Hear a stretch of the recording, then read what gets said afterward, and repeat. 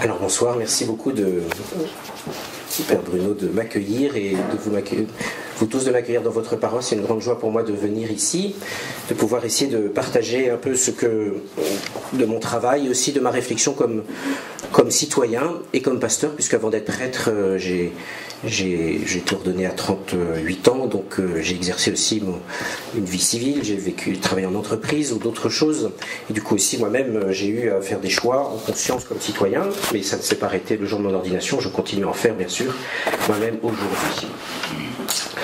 Alors je voudrais peut-être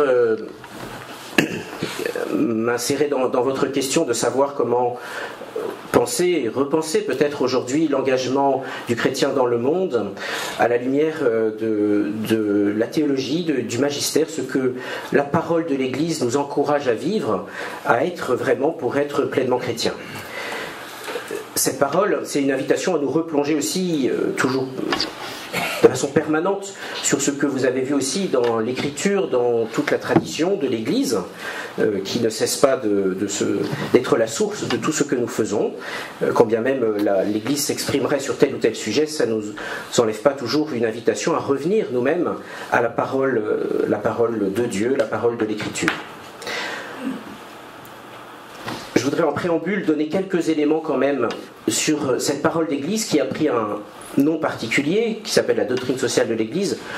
Pas pour vous faire un cours sur la doctrine sociale de l'Église, mais pour peut-être en donner quelques contours, quelques éléments de fond, parce qu'il me semble que parfois nous prenons la doctrine sociale de l'Église de manière un peu froide, un peu extérieure à nous, et montrer comment finalement c'est une doctrine vivante.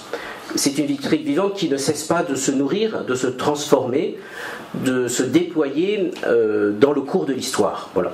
Je voudrais d'abord commencer par cela, et puis essayer après de répondre tout simplement à cette question qui est de savoir quel engagement chrétien, où s'engager, pourquoi s'engager et comment s'engager à l'invitation de notre foi et de l'Église. D'abord, je voudrais rappeler simplement que la doctrine sociale de l'Église n'est pas née au XIXe siècle. De manière comme ça, ex nihilo, tout d'un coup, les papes se sont mis à écrire sur la question sociale. La doctrine sociale de l'Église a son enracinement dans l'Écriture, donc dans toute l'histoire d'Israël.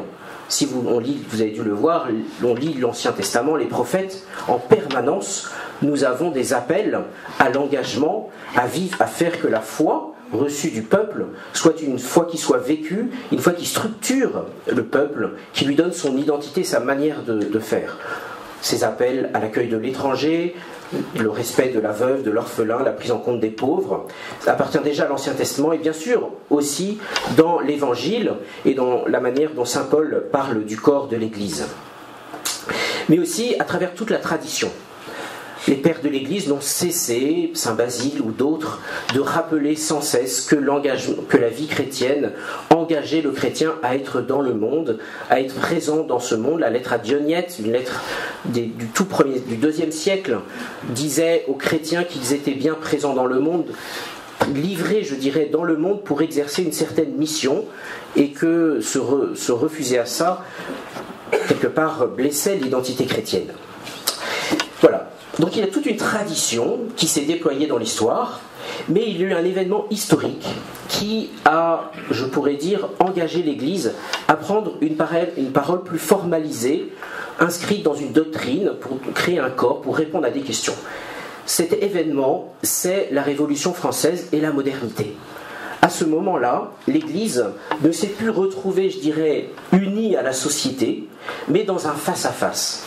Dans un face-à-face avec la société, et du coup, sa parole n'était plus, je dirais, commune à la parole du politique, mais vraiment comme dans un dialogue. Et à ce moment-là, l'Église, dont Léon XIII, comme vous savez, au XIXe siècle, en 1891, va commencer à écrire, à prendre des positions pour défendre des questions de société, pour s'exprimer d'abord sur la question ouvrière, et après sur tout un tas de questions, jusqu'à aujourd'hui, jusqu'au dernier texte, on pourrait dire vraiment de doctrine sociale, qui est Caritas in Veritate, du pape Benoît XVI, en 2000, je ne sais plus exactement, 2008, 2005, je ne sais plus. Voilà, il y a vraiment un moment, une nécessité pour l'Église de prendre une parole qui se situe, je dirais, en face et en face de la société. Mais aussi, et ça c'est particulièrement vrai à partir de Vatican II, d'un événement qui est ce concile Vatican II, la pédagogie de l'Église dans sa doctrine sociale va aussi connaître une nouvelle évolution. Ce concile, comme vous le savez, a un ton très différent par rapport à tous les autres conciles de l'Église au cours des siècles qui ont précédé. Un nouveau ton, parce qu'il va justement s'exprimer d'une manière positive. Longtemps, dans les conciles, on était dans des luttes doctrinales notamment, et souvent, les conciles se terminaient par des anathèmes, par des condamnations. Et dans le concile Vatican II, on veut proposer la foi, reproposer la foi, proposer un éclairage pour les chrétiens et pour le monde d'une manière positive. En tout cas comme une proposition, comme une méditation, comme une réflexion, comme une invitation des chrétiens et des hommes de bonne volonté à réfléchir sur l'histoire, sur l'Église, sur le mystère de la vie elle-même et de la vie commune ensemble. On est donc passé peut-être d'une approche plus déductive, vous voyez, à partir du mystère de Dieu en disant voilà, c'est comme ça qu'il faut agir, à une méthode, une approche plus inductive, sans bien sûr opposer les deux, où on partait des questions, des signes des temps. La grande constitution qui traite de notre sujet aujourd'hui, c'est Gaudium et Spes, qui part de ce que vit l'homme, des questions du monde, des questions du temps, des signes des temps, pour en extraire une manière de vivre, des éléments de discernement, une proposition. Il y a comme une inversion à ce moment-là de l'approche du monde, et aussi dans une perspective non plus peut-être plus hiérarchique, et il ne faut jamais caricaturer, mais plus dans une approche de dialogue. Inviter les chrétiens à retourner dans le monde peut-être davantage, et entrer dans une posture de dialogue et de réflexion. Et en plus, il a fallu aussi, puisque le monde changeait, puisque le langage aussi, dans cette séparation de la société et de l'Église, le langage évoluait, les philosophies elles-mêmes environnantes évoluaient, s'émancipaient aussi, il fallait trouver un langage aussi qui soit commun, un langage rationnel, et la doctrine sociale est là pour proposer justement un langage commun sur des questions de société qui font le pont entre la révélation, ce que dit la foi, l'écriture, la tradition, et puis la réflexion, l'agir commun des hommes entre eux. La doctrine sociale se situe dans ce lieu particulier propre. Voilà. Dans les 50 dernières années, l'évolution aussi importante a été de faire que l'homme a été vu comme une personne. Ce personnalisme dont on parle parfois à travers Emmanuel Mounier, mais qui n'est pas réservé à Emmanuel Mounier, qui va être mis très très en valeur par Jean-Paul II, bien sûr, à travers toute sa réflexion, mais qui déjà dans le Concile est très présente. L'homme vu comme personne, et comme personne pas simplement seul, mais c'est-à-dire dans un être social, relationnel. Replacer l'homme dans ce contexte général de la vie en société et du monde. Voilà, la doctrine sociale, au long des siècles, va s'enrichir de prises de position, de textes, d'homélies. C'est pas simplement des encycliques, ça peut être des homélies, des textes de réflexion, des éclairages sur telle ou telle situation. Je pense par exemple à ce que la doctrine de la foi, à un moment donné, a pris comme position par rapport à la théologie de la libération. Une instruction, une note doctrinale sur l'engagement des chrétiens en politique en 2002, différents textes comme ça qui enrichissent tout un corpus de textes qui n'est pas figé dans le temps, qui va s'étendre aussi au cours des années à cause des questions qui se posent. Il n'y a pas un champ déterminé, de nouvelles questions apparaissent, le monde vit, le monde bouge, l'Église réfléchit ces questions et donc élargit son champ d'investigation, son champ de proposition, son champ de réflexion. Elle définit pas simplement des éléments comme ça de réflexion sortis du contexte, mais elle invite, bien sûr, elle pose les principes, les valeurs pour une action. La doctrine sociale serait inutile si elle nous invitait pas à un moment à en agir. On peut lire la doctrine sociale, on peut connaître la doctrine sociale, c'est très bien, mais notre vocation, c'est d'agir, c'est d'en faire une action concrète, d'aller jusque-là. Vous connaissez sûrement cet adage, voir, juger, agir. Souvent, on voit les situations, on pose un jugement dessus. Souvent, d'ailleurs, nous les catholiques, on est très forts pour poser des jugements sur tout un tas de situations. Et puis parfois, on s'arrête là. La question, c'est toujours pour nous, qui nous est renvoyée par l'Église et par le monde aussi, d'une certaine manière, que faisiez-vous ?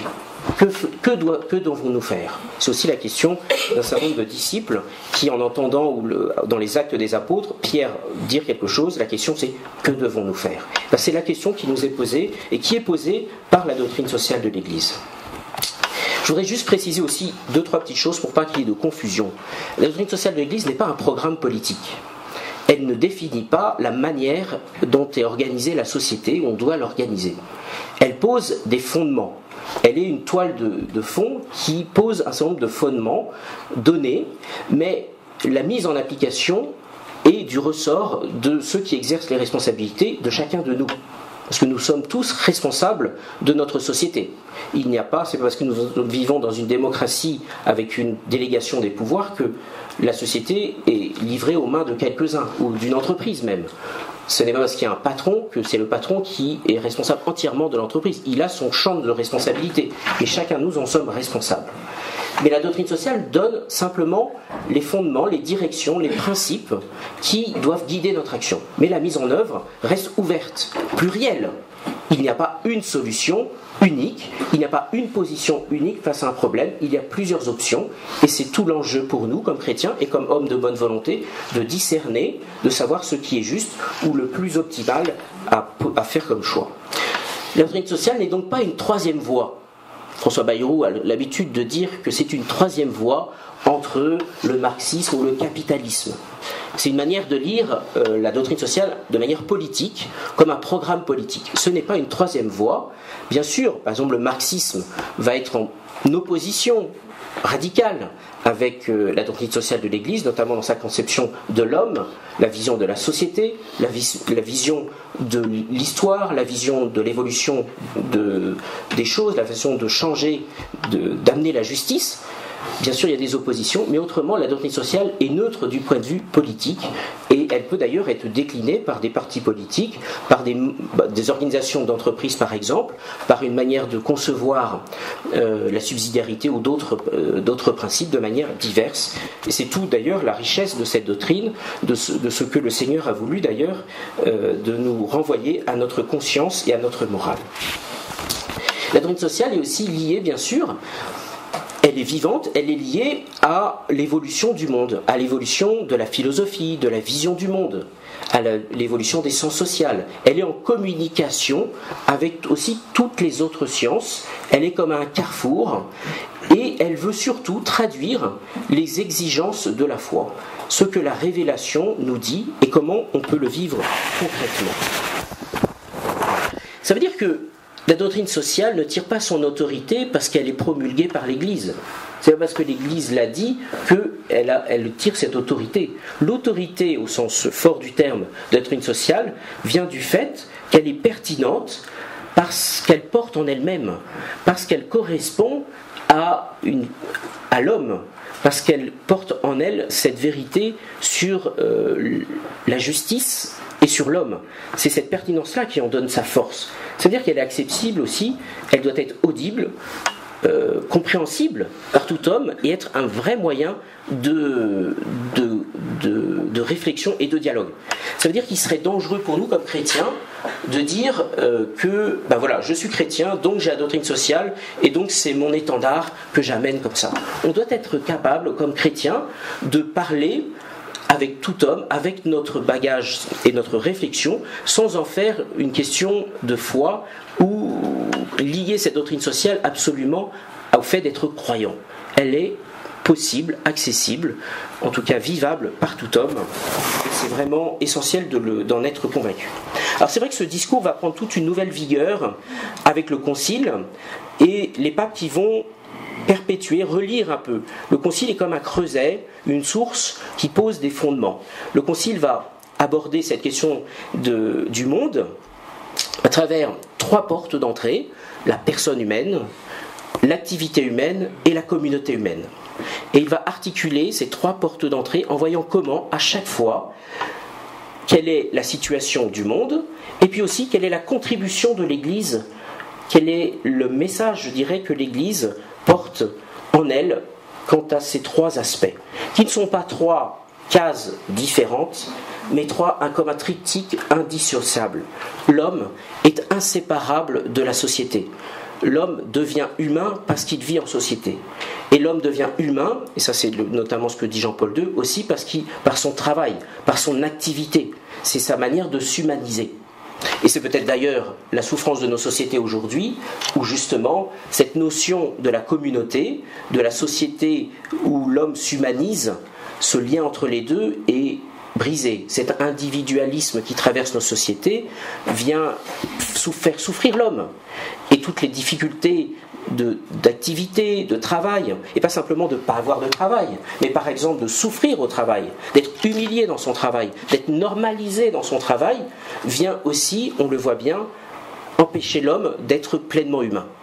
Voilà, le Concile va poser ces trois fondements comme trois portes d'entrée et va nourrir la réflexion des papes successifs, que ce soit Jean XXIII qui a ouvert et qui a écrit pendant le Concile, même s'il est mort avant la publication de Gaudium et Spes, puis Paul VI, Jean-Paul II, Benoît XVI, et aujourd'hui, déjà le pape François s'exprime sur cette question de manière récurrente.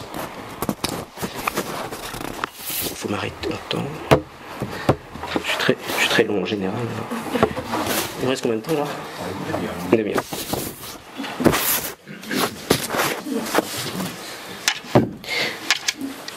Je voudrais... Donc, nous avons cette doctrine sociale qui va... Je ne vais pas la détailler, rassurez-vous, je ne vais pas faire tous les textes. Je vous renvoie à votre lecture, à votre travail personnel, il faut que je vous en laisse un petit peu quand même. Voilà. Mais cette doctrine sociale va donc s'enrichir, affronter des questions, et je crois que c'est très important pour nous, pour répondre à cette question de savoir comment l'Église regarde le monde, que nous soyons très clairs ensemble, de nous dire qu'aujourd'hui, notre monde est dans une situation complexe. Une situation complexe où, dans une décision aujourd'hui, les paramètres sont nombreux, compliqués. Aujourd'hui, dans une entreprise, le nombre d'aspects d'une décision sont de plus en plus compliqués. L'administratif est très présent, les médias, tout un tas de nouveaux acteurs qui rentrent aussi dans le jeu de manière de plus en plus complexe. Dans la vie politique, c'est la même chose. Les situations sont de plus en plus complexes aussi parce que le monde s'est de plus en plus ouvert. Nous ne sommes plus dans une petite France repliée sur elle-même qui fait son petit commerce en interne, mais nous sommes ouverts sur le monde avec d'autres acteurs, avec des pays qui ont leur propre logique. Ça veut dire que on ne peut plus penser le monde de la même manière qu'on l'a pensé même il y a 20 ans ou 40 ans avant. Il y a aussi des glissements très profonds qui ont eu lieu dans la société, notamment du point de vue politique, du point de vue des valeurs, du point de vue du mélange des cultures, de l'apparition des religions, de la difficulté à la reconnaissance de l'intérêt de vivre ensemble même, de cette conscience générale. Il y a ce pluralisme éthique aussi qui s'est développé, on l'a bien vu l'année dernière, cette difficulté à même reconnaître la place de l'éthique dans une décision politique, comme fondement de la justice. Il y a tout un ensemble d'éléments qui font que il nous faut être nous-mêmes humbles quant à notre capacité à approcher le monde, ne pas trop l'enfermer rapidement, et c'est ce que je vais essayer de vous démontrer maintenant, et de savoir aussi que tout ça se déploie dans le temps, qu'on ne changera pas les choses de manière immédiate, mais que ça sera notre mission de poser un acte de foi et un engagement plein et entier de notre vie. Alors, quelle est donc cette parole de l'Église sur le monde? Comment l'Église voit le monde? Quel engagement chrétien? Je voudrais répondre en 3 parties. Où s'engager? Comment s'engager? Et pourquoi s'engager? Alors je voudrais répondre simplement déjà à cette première. Comment l'Église voit le monde? Eh bien moi je pense qu'elle le regarde avec confiance, avec responsabilité et avec discernement. Ça sera ma manière de répondre à ces 3 questions. D'abord, le changement de ton que j'annonçais au Concile Vatican II a fait que l'Église, et on doit se le redire d'une manière, je crois, vigoureuse aujourd'hui, regarde le monde avec confiance. Pas naïveté, pas avec être désabusé, mais avec confiance, parce qu'elle sait que Dieu lui-même regarde ce monde, puisqu'il l'a créé, avec confiance, et le don que Jésus a fait de sa propre vie en est l'attestation. Le concile commence comme ça d'ailleurs, dans Gaudium Spes. La communauté des chrétiens se reconnaît donc réellement et intimement solidaire du genre humain et de son histoire.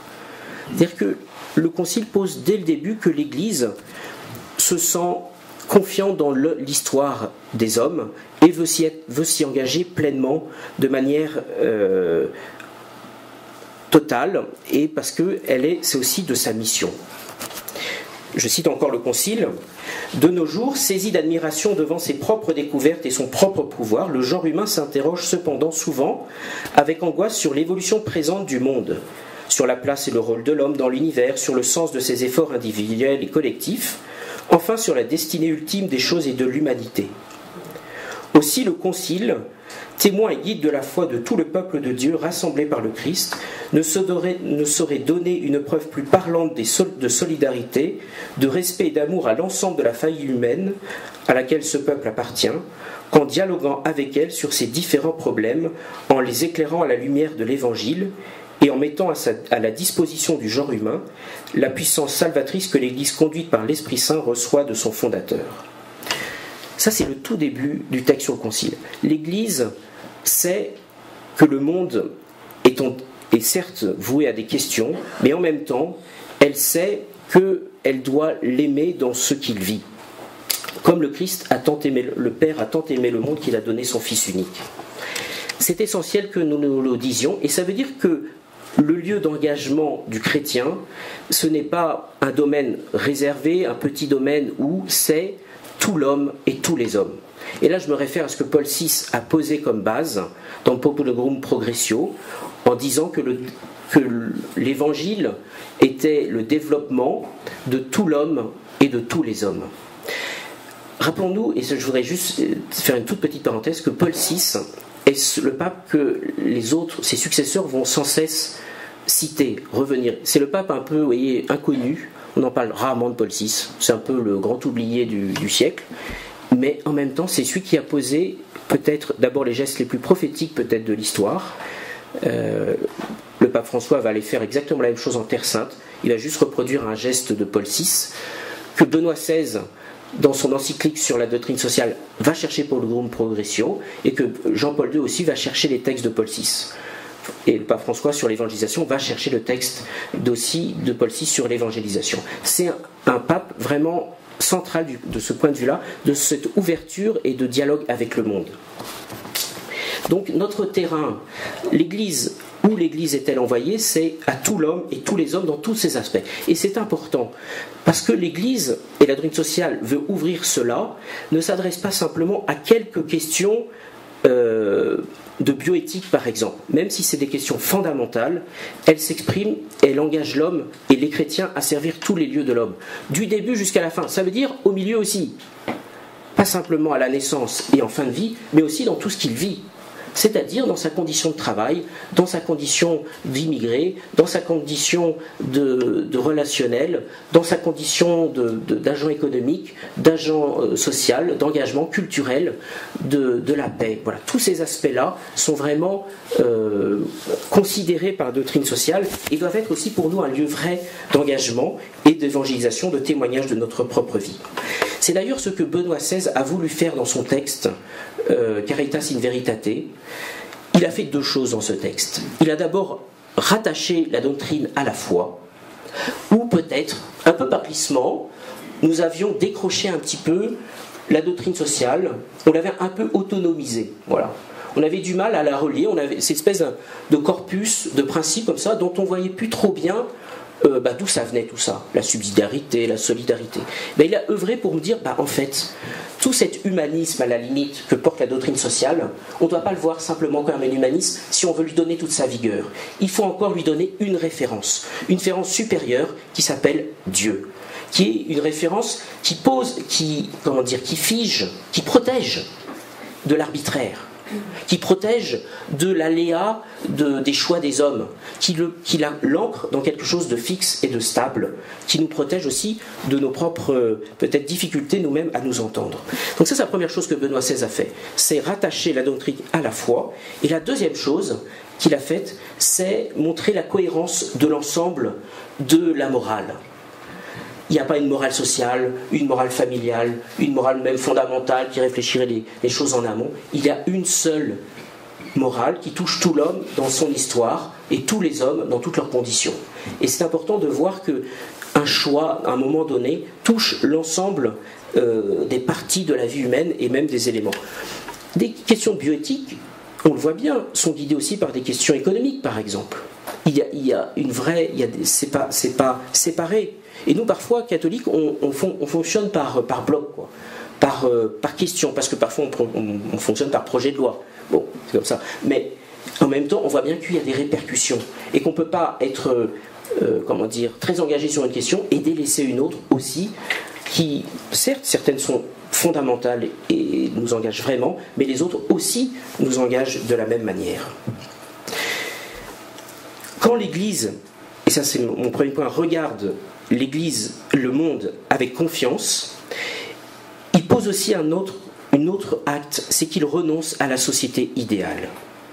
Et ça c'est très important pour nous aussi, comme chrétiens, que nous abordions le monde tel qu'il est, en renonçant à croire que la société idéale est possible, que l'homme, le président de la République idéale existe, que le parti politique idéal existe, que l'entreprise idéale existe, que le patron idéal existe, que le salarié idéal existe. Tout ça, c'est des mythes qui parfois ont nourri des idéologies. Et quand l'Église pose que la société idéale n'existe pas en tant que telle, c'est pour protéger justement l'homme. Ça a été tout l'enjeu du marxisme, de faire croire qu'on pourrait faire advenir l'homme nouveau, l'homme advenu, la paix totale. Voilà. Nous, comme chrétiens, par notre foi, nous le savons, cette paix, cet avènement de l'homme, cette société parfaite, c'est celle qui adviendra à l'accomplissement des temps, quand tout sera accompli, quand tout sera récapitulé. Aujourd'hui, nous sommes dans l'histoire, avec des hommes imparfaits, marqués par le péché, marqués par les difficultés, limités dans leurs conditions. Et donc on doit, et ça c'est très important, notre engagement ne doit pas se situer dans un idéalisme, mais dans un retour à la réalité que l'on habite en recherchant des décisions dans la vérité, dans la raison, mais qui prennent en compte le réel, et tout en sachant qu'elles seront toujours imparfaites. Et ça, l'Église le manifeste notamment en rappelant que l'homme est pécheur, qu'il est une créature marquée par le péché. Ça veut dire aussi que l'Église propose une certaine vision de l'histoire, une confiance totale dans l'histoire, et ça je crois que c'est très important, et celui qui a le plus rappelé, ça c'est Benoît XVI. Il a une espérance. Lisez entre les lignes ce que Benoît XVI dit sur l'espérance qu'il a dans le monde. Quant à l'évolution du dialogue des cultures, il a une vraie confiance dans ce que le dessein de Dieu. Mais il renonce, et l'Église le rappelle aussi, renonce à une vision de l'histoire comme un destin, comme une fatalité qui devrait s'accomplir.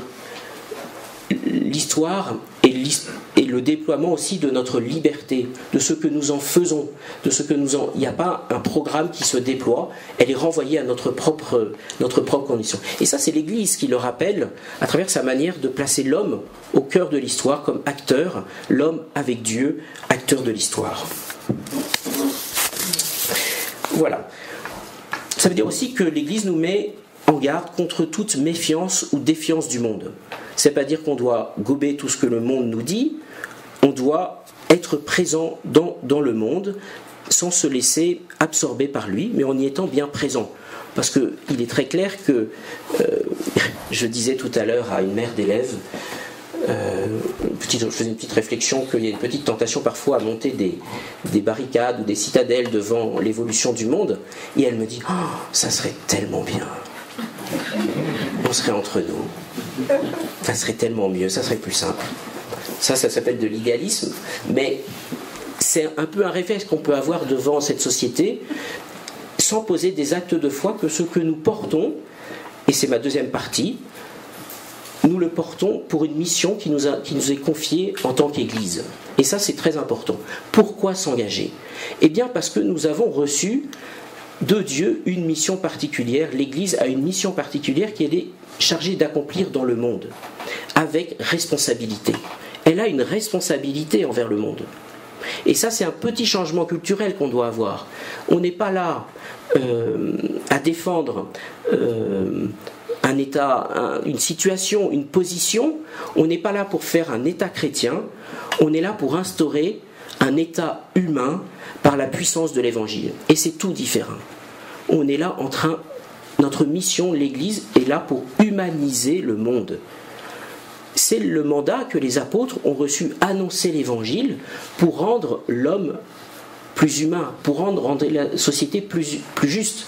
Pas par leur, je sais pas quoi, leur imagination, par leur pouvoir ou par un quelconque stratagème politique. Par l'annonce de l'Évangile, bien sûr, par l'annonce de la vérité sur l'homme, par la reconnaissance aussi d'une transcendance qui nous dépasse, qui fixe des valeurs au-dessus de l'homme. Voilà. Mais l'Église a cette responsabilité qui lui a été confiée par le mandat du Christ de l'annoncer et de le porter. C'est donc pour nous une exigence d'être, une responsabilité profonde d'être au contact de ce monde et d'y agir. On est, c'est sûr, porteur d'une révélation propre et nécessaire pour le monde. C'est ce que le Christ a transmis, ce que l'Église porte, est nécessaire à la vie du monde. Elle n'est pas optionnelle, elle ne fait pas partie, comment dire, d'un catalogue de solutions parmi d'autres. On porte quelque chose de particulier, comme par exemple, et je voudrais en citer, une certaine compréhension de l'histoire. Voilà. Il n'y a pas d'achèvement dans l'histoire, l'achèvement de l'histoire se fait au-delà. Ça vous paraît peut-être bizarre, mais ce n'est pas du tout une vision si classique que ça aujourd'hui. Aujourd'hui, la science, pour certains, en tout cas certains scientifiques, des idéologies comme le marxisme ou le nazisme, ont posé une philosophie de l'histoire qui enfermait l'homme dans l'histoire. On l'allait, je le répète, mais c'est réaliser la société parfaite. Soit en idéalisant la nation, c'était le nationalisme, soit en modifiant les structures au mépris de l'homme, et ça c'était le marxisme. Et bien l'Église rappelle que l'histoire a un au-delà, elle n'est pas finie, elle s'achève au-delà d'elle-même, et donc elle renvoie l'homme à sa responsabilité, à son imperfection. L'Église est porteur d'une relation propre autour d'une vision de l'homme, à travers ce que le Christ a manifesté, dans le don de lui-même, dans le renoncement à la violence, dans le pardon, elle donne aussi des fondements à la paix, à la fraternité, et ça c'est, je crois, essentiel, et on l'oublie parfois un petit peu nous-mêmes, à la fraternité. Cette révélation que Jésus fait, on le sait, d'un Père, révèle que nous sommes frères, et c'est pas naturel. Ce n'est pas si naturel de nous reconnaître comme frères, d'accepter cette fraternité, cette famille humaine que Benoît XVI va beaucoup mentionner aussi comme famille de Dieu. Et aussi porte une révélation particulière sur la dignité de l'homme, ce respect de l'homme, de sa grandeur, puisque notamment à travers le texte de la Genèse, bien sûr, où l'homme est placé au sommet de la création, mais aussi à la manière dont il va guérir la création aussi, par tous les miracles, par ses pardons, il va donner toute sa dignité à l'homme. Je dis ça parce que la dignité humaine, qui est souvent invoquée, vous voyez, comme fondement des droits de l'homme, n'est plus du tout reconnue comme une évidence. C'est ça aussi notre problème pour nous, c'est que des évidences très concrètes, que la dignité de l'homme, par exemple, c'est inaliénable, que c'est absolu, n'est plus du tout une évidence. Vous avez aujourd'hui des mouvements aux États-Unis, notamment d'écologie, qui disent le plus simple quand même pour sauver le monde, c'est qu'il n'y ait plus l'homme. Parce que c'est le plus grand prédateur. Alors on va commencer par le plus grand prédateur. On supprime l'homme, puis comme ça tout va s'arranger.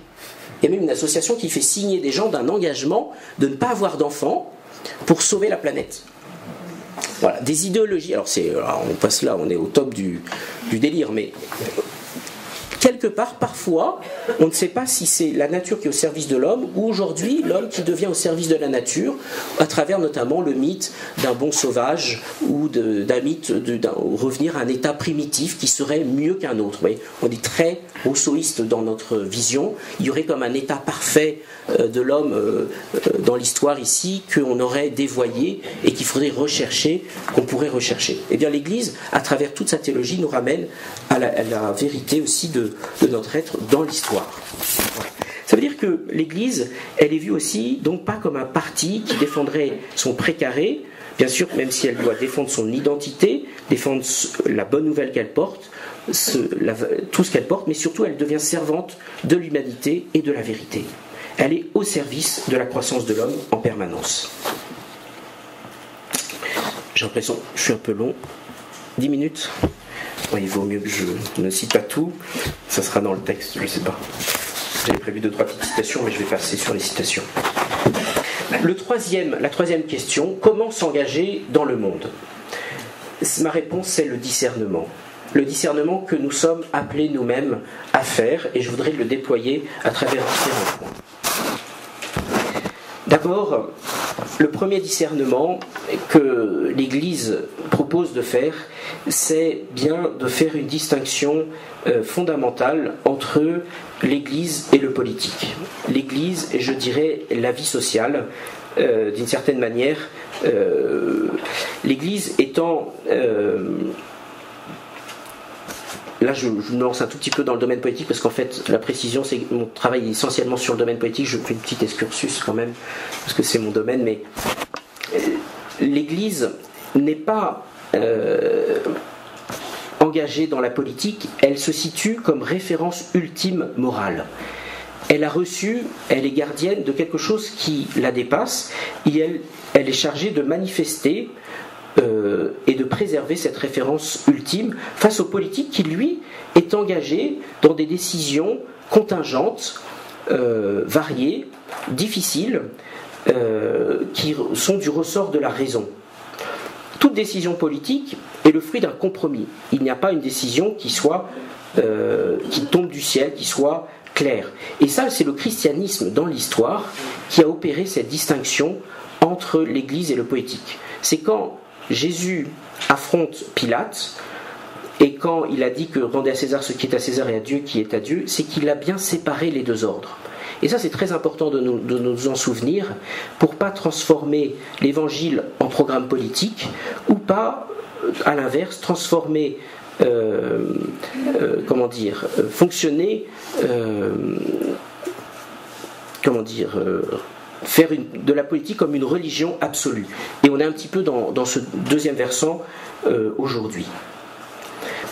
Le Nouveau Testament n'est pas porteur d'une théologie politique, c'est-à-dire d'une manière d'organiser la société de manière absolue. Elle propose simplement une morale politique, c'est-à-dire une manière de penser, de fonder l'organisation de notre société, de fonder la justice dans nos entreprises, de fonder la justice dans nos sociétés. Elle propose une morale.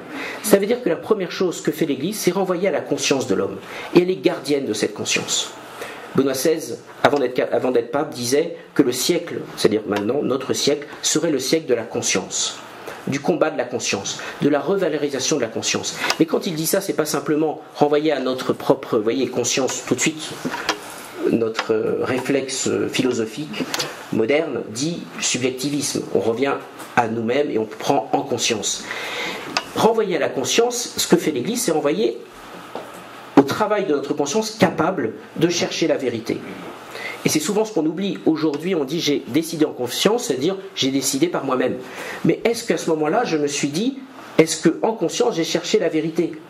Parce que dans notre conscience, il n'y a pas que nous-mêmes, il y a aussi la voix de la vérité, la voix de Dieu qui s'exprime.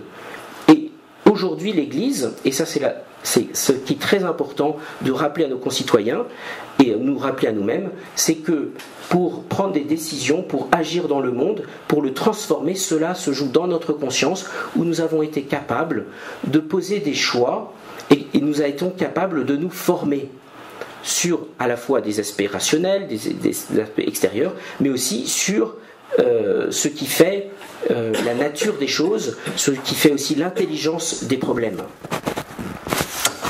Ça c'est très important, c'est la première chose que je voudrais bien nous rappeler, c'est que la conscience est le premier lieu politique, le premier milieu social, cela où la vérité est engagée. Et c'est très important parce qu'aujourd'hui, quand on dit ça, on voit bien que la conscience n'est pas reconnu comme celui qui va reconnaître des valeurs intangibles, des valeurs qui nous dépassent, qui nous précèdent. Voilà. Aujourd'hui, on voit bien que nous sommes le créateur des valeurs. Nous sommes ceux qui sommes capables de, parce que la majorité l'a décidé, parce que le rapport de force l'a décidé, sortirait du chapeau. Voilà. Les valeurs, et ça l'Église on est quelque part responsable et gardienne, nous précèdent. Ça veut dire qu'aussi, pour décider en conscience, pour agir en conscience, ça veut dire deux choses. Comme je vous disais, c'est d'abord savoir nous former, savoir ce qui est essentiel, ce qui est important, savoir parfois aussi faire droit à l'objection de conscience sur des questions. Ça ne veut pas dire qu'à ce moment-là, on se désengage de la société, mais ça veut dire qu'à ce moment-là, on fait valoir le courage de notre conscience de manifester notre désaccord. Ça ne veut pas dire que pour autant, on va démissionner de tous nos postes. Parce qu'autrement, je pense qu'il n'y aurait plus beaucoup de chrétiens, plus beaucoup de postes de responsabilité, si dès qu'il y avait des cas de conscience, on démissionnait. Mais on peut dire qu'en conscience, on ne soutient pas telle position, qu'on ne suit pas tel avis, qu'on s'oppose à telle ou telle situation. Mais ça veut dire aussi, la conséquence de tout ça, et ça on n'y est pas toujours prêt, c'est que, et ça Joseph Ratzinger le rappelle, c'est qu'il faut être prêt à souffrir aussi pour sa conscience, pour la défendre. Et dans une société un peu cocooning, où il ne faut pas avoir trop de problèmes, voilà, on sent bien que souffrir pour sa conscience, ça, et qui nous fait rentrer, je dirais, dans la vie chrétienne, je dirais vraiment au fond, c'est difficile à accepter.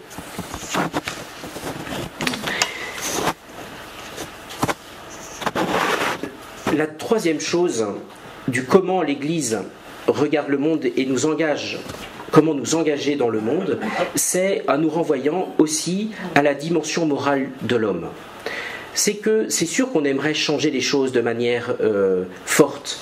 On aimerait qu'un certain nombre de choses n'aient pas lieu, que ça ne se déroule pas comme on voudrait. On voudrait changer les choses parfois même pas à la force, parfois même avec les mêmes armes que les autres. Eh bien, l'Église nous rappelle qu'on doit avoir une pleine confiance dans la liberté, dans le déploiement, que la vérité se manifeste par elle-même, qu'un jour ou l'autre, elle brille par elle-même. C'est l'évangile d'aujourd'hui.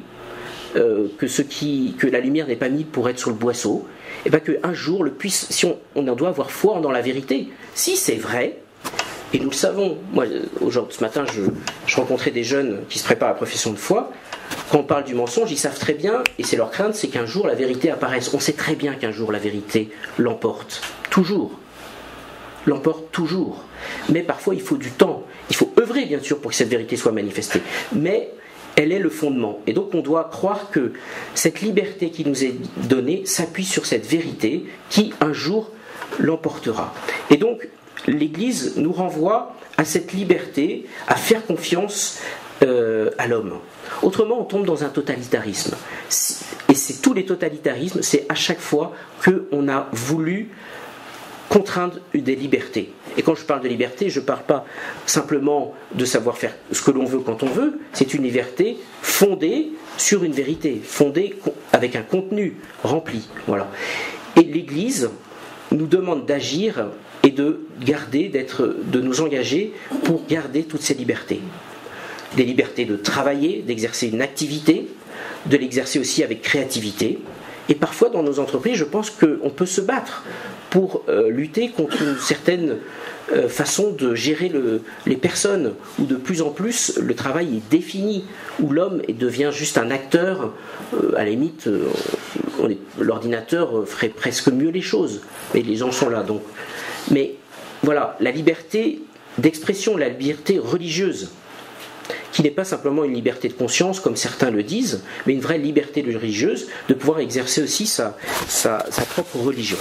D'ailleurs, Jean-Paul II définit la liberté religieuse comme la première des libertés de l'homme à défendre et à manifester. Pourquoi la liberté religieuse est-elle première ? Tout simplement parce qu'à partir du moment où la liberté religieuse n'existe plus, la religion elle-même disparaît, et ce qui, entre guillemets, est le gardien des valeurs de la société est dissolu, et à ce moment-là, l'homme est livré à l'arbitraire, et si l'homme est livré à l'arbitraire, il est en proie aux égarements de l'homme. Je conclus. 1 minute ? Merci. La dernière chose à laquelle l'Église nous envoie comment, c'est la raison. Il faudrait tout un développement, mais renvoie aussi à ce lieu de dialogue entre l'Église et le monde. C'est le lieu premier, cette raison et cette raison morale. Alors, quelques pistes d'action concrètes, je finis en 1 minute. Merci Bruno. La première chose, l'engagement et pas la peur ou la fuite. Il est vital pour nous de nous engager au nom de notre foi et pour le monde. La deuxième chose, c'est que ne jamais oublier aussi dans nos engagements que notre premier engagement, c'est notre devoir d'État. C'est nos familles, c'est nos entreprises, c'est nos responsabilités sociales, c'est notre droit de vote. C'est déjà, ça commence par là. Et les exercer pleinement. Troisième chose, pour les chrétiens, passer peut-être de la position à la proposition. On est trop dans les positions. Du coup, tu coupes la lumière. Ça pas simplement prendre des positions, mais aussi que ces positions débouchent sur des propositions concrètes. Et là, on a un gros travail pour nous, de travail, de créativité, d'engagement, de discernement de ce que nous devons faire. Savoir aussi utiliser les moyens modernes de communication pour valoriser ce qui est positif, les solutions positives. Pas simplement s'émouvoir ou s'indigner ou se plaindre, mais aussi valoriser ce qui est fait de beau et le partager et le manifester, ne pas le garder sous le boisseau. S'engager dans des situations concrètes, précises. Savoir aussi se former nos intelligences, nos intériorités. Et ça, pour les jeunes, c'est essentiel. Et former des esprits. Peut-être tout de suite, il n'y a pas d'effet immédiat, mais ça, ce qui portera du fruit. Et enfin, la dernière chose, c'est investir le champ de la culture.